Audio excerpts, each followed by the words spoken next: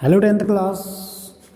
Our chapter number 7th, Glimpses of India. It's divided into three parts. The first part is a waker from Goa. Yesterday video we have taken the last sentence was and clean up everything is nice so nicely. यहाँ तक हमने पढ़ाया था इसको virtual class के माध्यम से. यहाँ से हम इसको आज आगे देखेंगे. क्या कह रखा है? Marriage gifts are meaningless without the sweet bread known as the bowl, just as a party or a feast loses its charm without bread. यानी कि शादी के तोहफे के बिना मीठी डबल रोटी जिसे बोल कहते हैं कि बिना महत्वहीन है, उसी प्रकार कोई भी प्रतिभोज या दावत डबल रोटी के बिना अपना मज़ा खो देते हैं. Not enough can be said to show how important a baker can be for a village. इतना भी कहना काफ़ी नहीं है यह बताने के लिए कि एक गांव के लिए डबल रोटी बनाने वाला कितना महत्वपूर्ण है.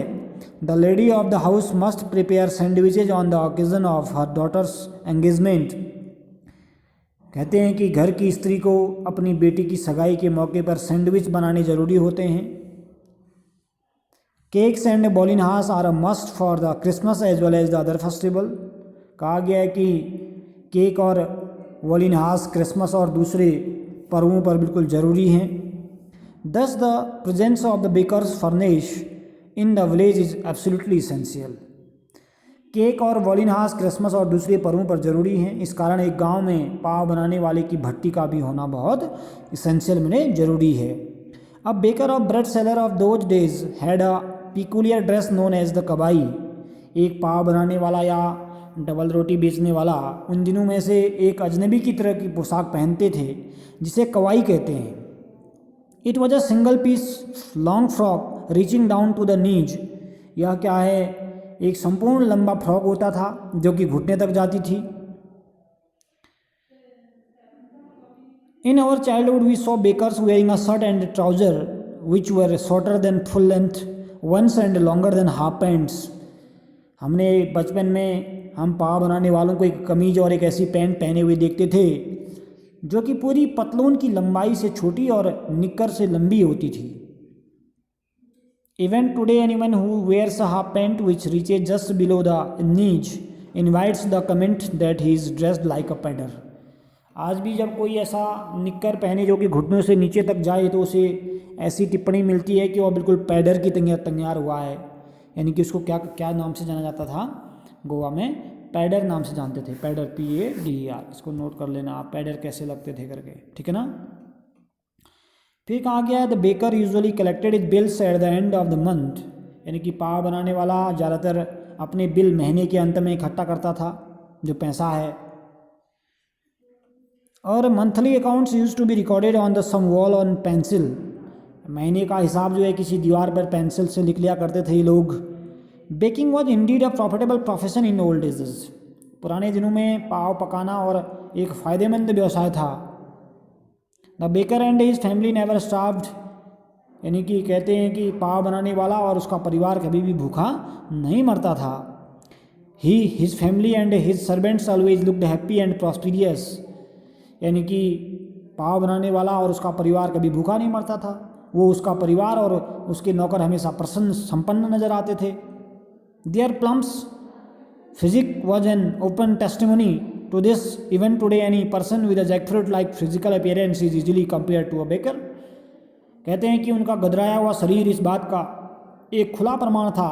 आज भी किसी व्यक्ति के कटहल जैसे शारीरिक छवि को आसानी से पाव बनाने वाले से तुलना की जा सकती है, ऐसा कहा गया है. कुछ वर्ड मीनिंग्स इसमें आए हैं जैसे पेन पोर्ट्रेट है. पेन पोर्ट्रेट को बोलते हैं describing in words about a person in such a way that it's picture is framed in mind. यानी कि शब्द चित्र. लोब्स का मतलब मैंने बताया था large piece of something like bread. बड़े टुकड़े बोलते हैं. वेनिश डिसअपेयर होना बोलते हैं. एक्सटिंक्ट यानी कि समाप्त होना. फर्नेस का मतलब होता है भट्टी. एक्सटिंग्विश का मतलब होता है टू पुट आउट, फायर को बुझाना, आग को समाप्त करना, बुझाना. थर्ड एंड जिंगल तो आवाज़ है. Kind of a sound. थब और थप की छसकना इसको बोलते हैं. बैंग एक शब्द है. Bang to hit something to produce sound, जोर से मारना. फ्रेगरेंस मैंने होता है स्मेल. एक शब्द आया है फीस्ट. FEAST. फीस्ट का मतलब होता है त्यौहार. दावत भी कह सकते हैं बैंक्वेट. पिकुलियर एक शब्द है, इसको बोलते हैं पर्टिकुलर, डिफरेंट। स्टार्व्ड में होता है बिल्कुल भूखा, जो अभी आया है आज, स्टार्व्ड में भूखा। प्लम्प फिजिक, इसको बोलते हैं प्लीजेंटली फेड बॉडी यानी गदरा शरीर। टेस्टिमोनी शब्द आया है, स्टेटमेंट अबाउट अ कैरेक्टर और क्वालिटी। जैक फ्रूट को बोलते हैं कटहल। तो स्टोरी ऑफ गोवान ब्लेज एक गोवा की एक कहानी है छोटी सी, ठीक है ना। हमने पिछले वीडियो में आपको यहाँ तक पढ़ाया था, इसमें कुछ बच्चे जुड़े थे, कुछ गायब हो जा रहे थे बार बार, तो आज उनको यहाँ से आगे को देखना है। इसको ये वाला पार्ट जो हमारा है, ये पूरा पार्ट हमारा वर्ड मीनिंग्स करने हैं इसके, ठीक है ना। बाद में इसके ओरल कॉम्प्रिहेंशन चेक के क्वेश्चन आएंगे, चार क्वेश्चन इधर हैं आपके 1 2 3 4। What are the elders in Goa nostalgic about, second third fourth, ठीक है ना। ये 4 क्वेश्चन इधर से भेजूंगा मैं आपको, और फिर उसके बाद 4 क्वेश्चन हमारे यहाँ होंगे पीछे, ठीक है ना, यानी कि इधर हमारे हैं, ठीक है, मैच करने वाले वर्ड, और 2 3 4 और 5, यानी कि लगभग हमारे पास इसमें 8 क्वेश्चन के आसपास हैं। इसके क्वेश्चन आंसर आपको मैं भेजूंगा नेक्स्ट वीडियो में। वर्ड मीनिंग आप कर लेना, इसका ट्रांसलेशन आप कर लेना, ठीक है ना।